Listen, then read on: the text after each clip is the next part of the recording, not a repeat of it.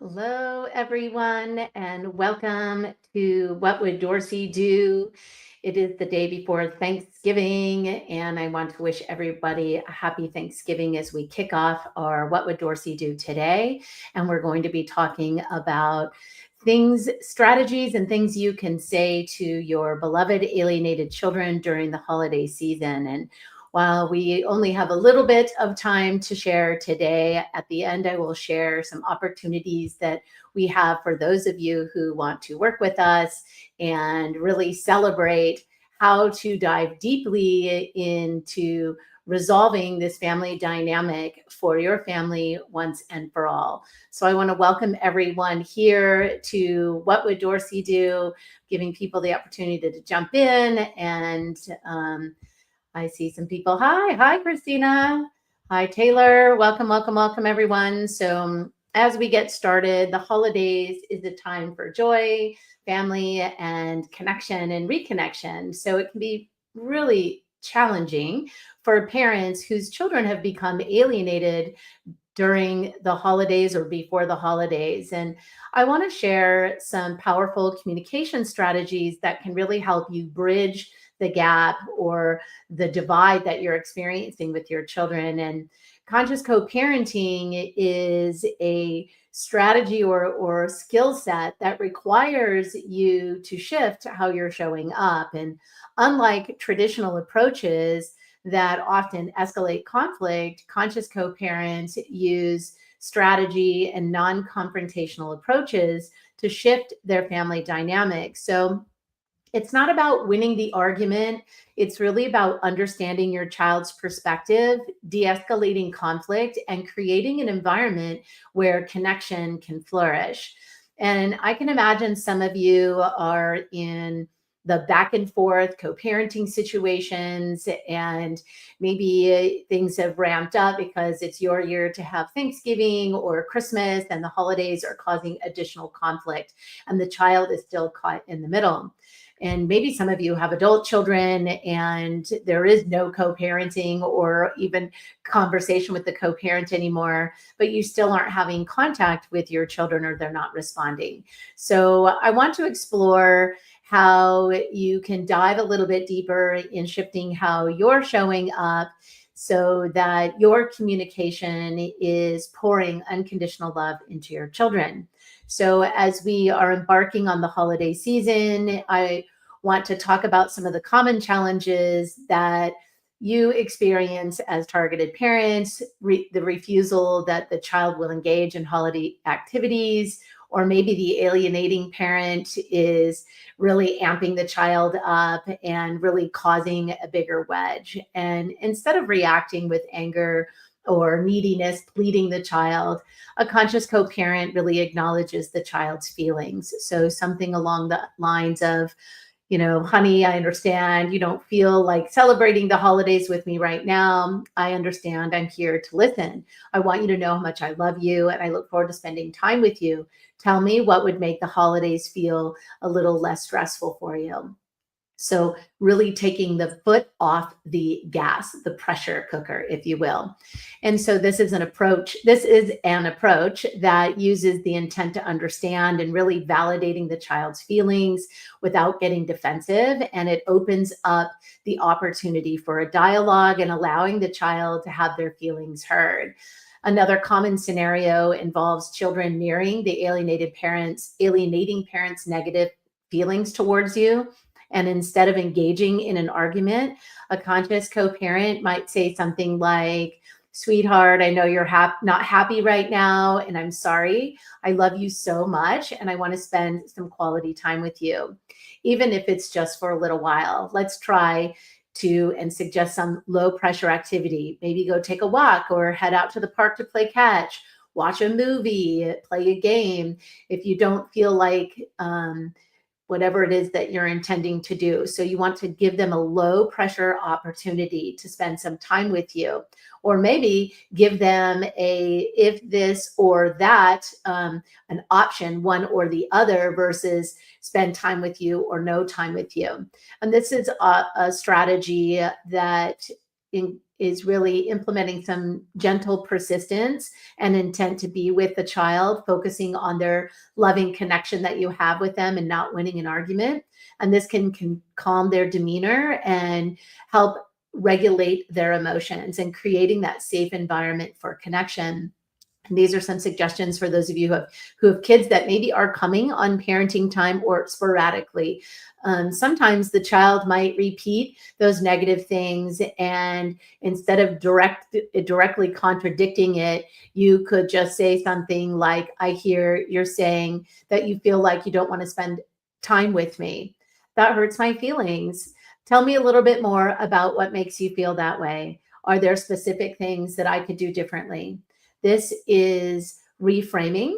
You're letting them know that it hurts their feelings, which might trigger the guilt button. This is really if you're having communication with your child. So even if it's hostile and they're angry and destabilized. So you're reframing and you're inviting criticism. This validates the child's feeling while also subtly turning the accusation into an opportunity for improvement. So you shift the focus from blame to collaborative problem solving with the child. And the holidays can also bring up very intense emotions for the child. And oftentimes they are secretly frustrated, confused. They don't know why they can't spend time with you, depending on where you are in the process of your separation and divorce. And so you want to create that space of unconditional love for them. And as conscious parents, we want to address their feelings with empathy and understanding, focusing on building that connection rather than forcing compliance. So the key is to expressing your unconditional love without neediness and to focus on the child's well-being and happiness rather than your own emotional needs. And now, I'm not saying your emotional needs aren't important. Of course they are. However, it's not your child's responsibility to manage your emotions or take care of your emotional needs. It's your responsibility to be managed and regulated so that you can attune to your child and co-regulate them. So communication with kids can be very, very difficult. And for those of you who have kids that aren't responding, and maybe you're just sending text messages or you're able to leave voicemails, the key is expressing unconditional love without your neediness and focus on the child. So you want to focus on their well-being and their happiness, and the communication should be genuine, heartfelt, and focused on giving, not receiving. And so here's a couple of examples. A simple text. Hi, Susie, just thinking of you, sweetheart, sending lots of love. Hope you're having a great day. This message is short, sweet, and to the point. It focuses on the child's well-being and it avoids any pressure or expectations of a response. Don't forget, I love you, Dad, or I love you, Mom. Never forget to sign off that way. You should always sign off your messages that way. Maybe a message, hi, Jason, this is Dad. I just wanted to call you and say I love you very much. I hope you're doing well and having fun. I could say something like, no need to call back, although some parents like to say things like that, which kind of takes the pressure off. You could say something like that, or you could just simply say, I just wanted to call and say, I love you very much. I hope you're doing well and having fun. Happy Thanksgiving. I just wanted you to know I was thinking of you and I'm grateful for you. I love you, Dad. So again, this message conveys love without any pressure for a response. And it acknowledges to the child that you understand they might be busy, maybe it's not your year for the holiday, and that you're not pressuring them. You just want them to know that you are thinking about them, you appreciate them, and that you love them. If you are communicating on that one-way highway and you're maybe writing an email or a letter, then you always want to address your child by their name. I was thinking of you today. I wanted to let you know how much I love you. I am so proud of the amazing person that you're becoming. I'm always here for you, whether you need a listening ear, a helping hand, or just someone to share a laugh with. You could even inject a funny story here, something about them that they did that was funny. This is a great holiday Thanksgiving to share your specificity around something that the child does or has done that you really appreciate. So focusing on something specific. This is a great opportunity to do that. You can do this in text and also in a voicemail. wanting you to know how much I appreciate your uh,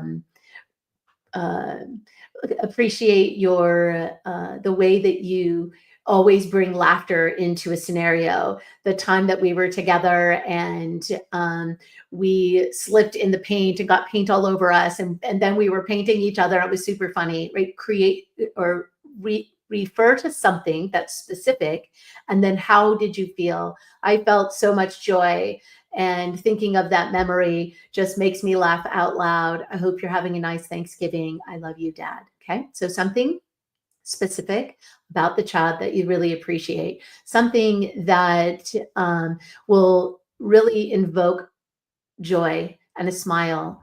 Um, One of the greatest gifts that we can give to our children is the gift of appreciation and specificity around appreciation, something that they've done that you really appreciate, and how you feel is when you give appreciation, you feel amazing. And also when they receive it, they tuck that into their heart and it feels amazing. Also, during the holidays, it's important to remember to send gifts and cards, even with a simple message, thinking of you, I love you, Dad. The gift itself conveys the love, and the short message reinforces it without any pressure for the interaction or that you need something from them. Just remember to always sign off, I love you, Mom, or I love you, Dad. So, the key elements of unconditional love without neediness is to focus on the child, about the child, and the message centers on the child's feelings and experiences, not your emotional needs.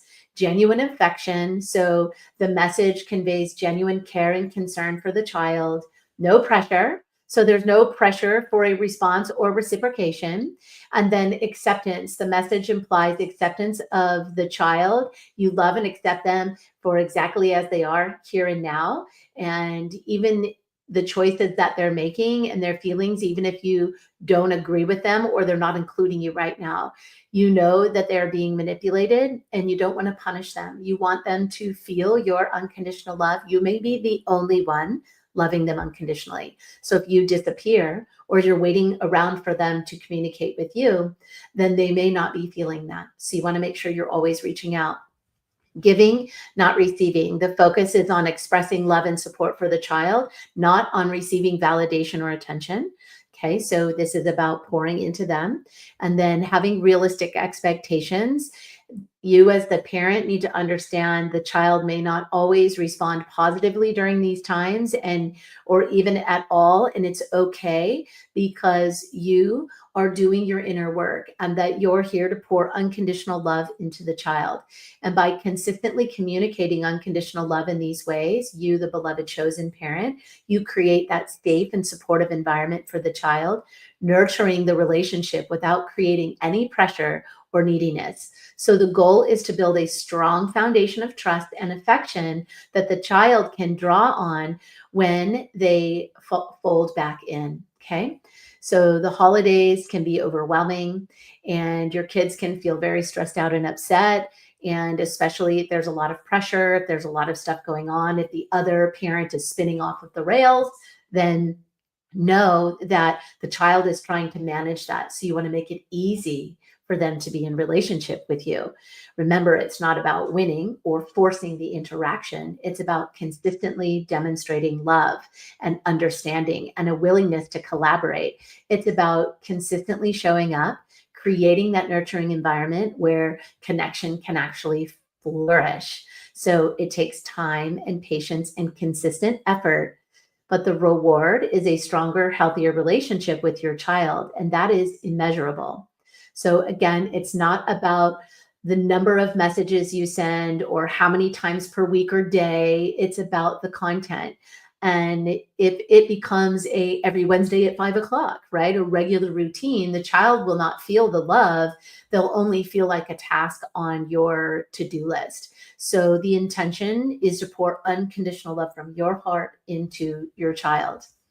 So as I share about this crucial topic that touches our hearts and so many families during the holiday season, how to communicate with our alienated children, It's also imperative that we approach this issue with empathy, understanding, and love, unconditional love above all else.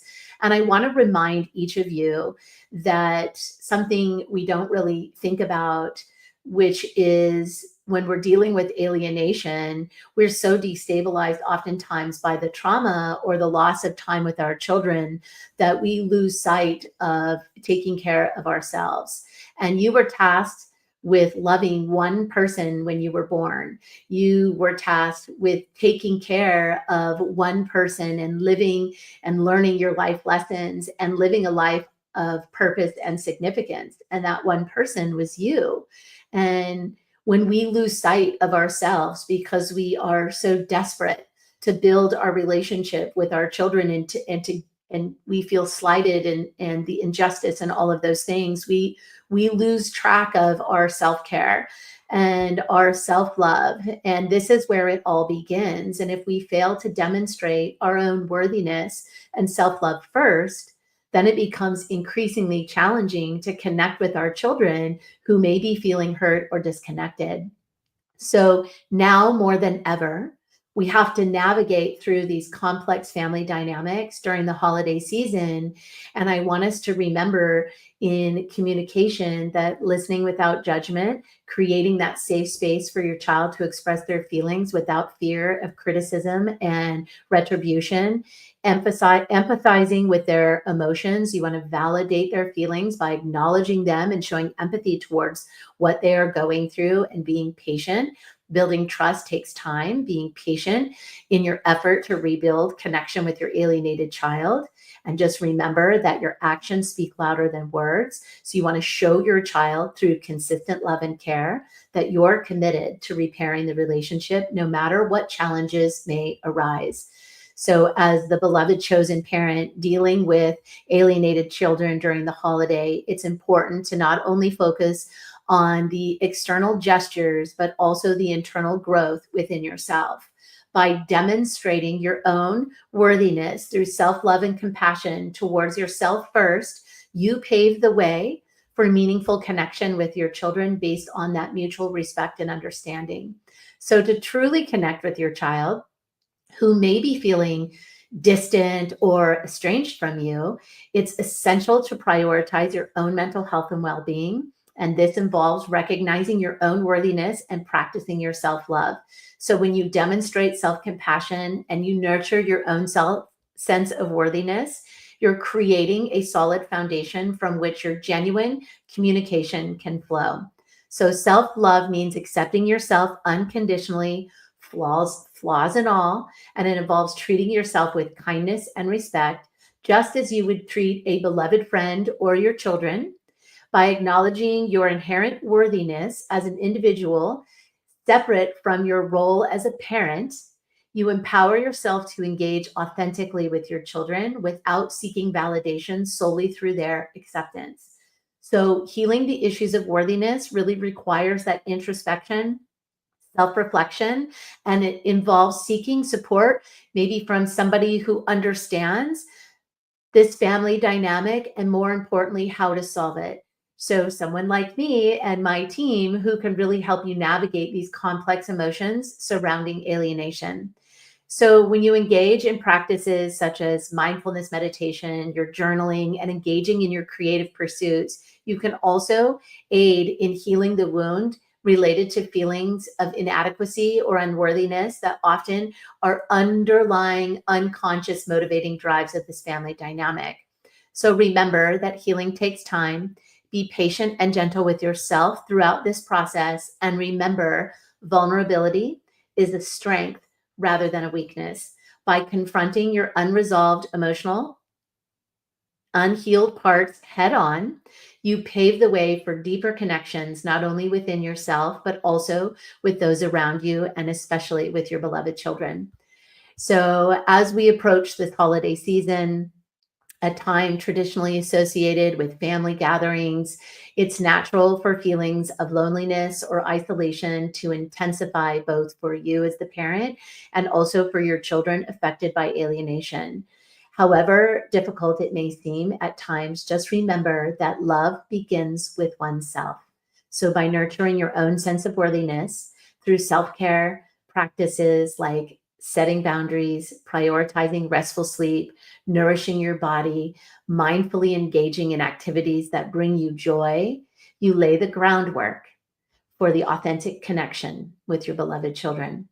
So while you're navigating communication challenges that involves parenting an alienated child during these emotionally charged times, always remember the true connection stems from honoring yourself first, cultivating inner peace compassionately, addressing your vulnerabilities, then extending this love outward towards your children.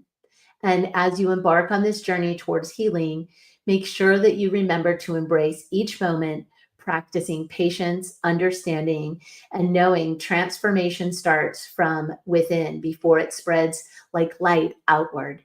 So, in this holiday season, we are doing next week a jujitsu parenting live masterclass. This will be the last live masterclass I will teach. So, if you are interested, my team is going to put a link in the chat here. We are going to start our early Cyber Monday, Black Friday special, and we are offering 60% off of all of our online courses. So if you would like to take an online course or you've been thinking about an online course that you would like to take with us, my team will post the link in the chat, and there's an opportunity you can sign up today and get started in taking one of our online classes at 60% off. That's the lowest we've ever offered any of our classes. And this special goes through Monday. Jiu-Jitsu parenting starts on Monday, so we will be going live Monday afternoon at 2 o'clock. So if you want to learn more about what I was sharing with you briefly today, and you want to go deeper in your communication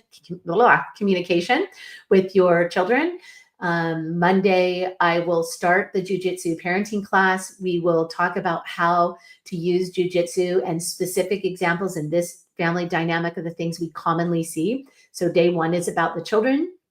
Day two is about how to use Jiu-Jitsu with the co-parent and also with the professionals to ally them, to get them to help you recover your relationship with your children.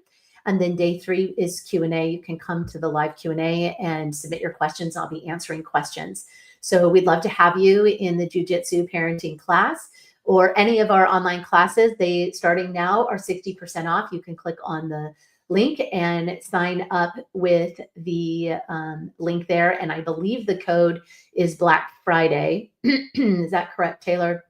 I think so. So we will dive deep. The Jiu-Jitsu parenting class will probably be 2 hours each day. So make sure you bring your pen and your notebook and take lots of notes. I have a lot of really good information to share with you, and we'll go deep. And we'll also go deeper on some of the communication for the Christmas holiday or whatever holiday you celebrate during December.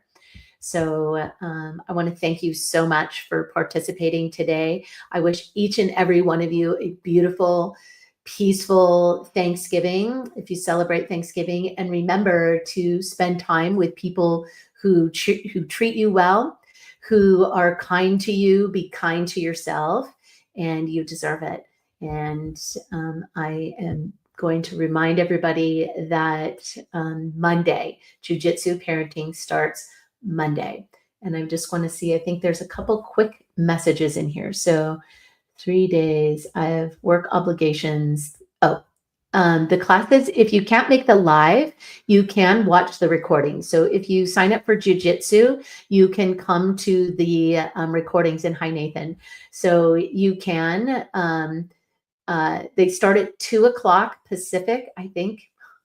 Can you just answer that, Taylor? I believe they start at 2 o'clock Pacific time on Monday. So it's Monday, Tuesday, Wednesday at 2 Pacific time. So if you can't make the live, then you can watch the recording. And also if you have questions, you can submit them. So Taylor will be sending out a email for everybody that wants to ask questions that come to the live, that can't come to the live. I'll be answering questions on Wednesday. All right. Thank you so much for participating in this What Would Dorsey Do? Remember, peace in so you can have peace out. Happy Thanksgiving, everyone. And we'll see those of you who've already signed up for Jiu-Jitsu Parenting. We'll see you next week. And for those of you signing up for our holiday special and getting 60% off, congratulations. We're looking forward to having you as part of our Conscious Co-Parenting family. Peace in so you can have peace out, everyone. Until next time, bye for now.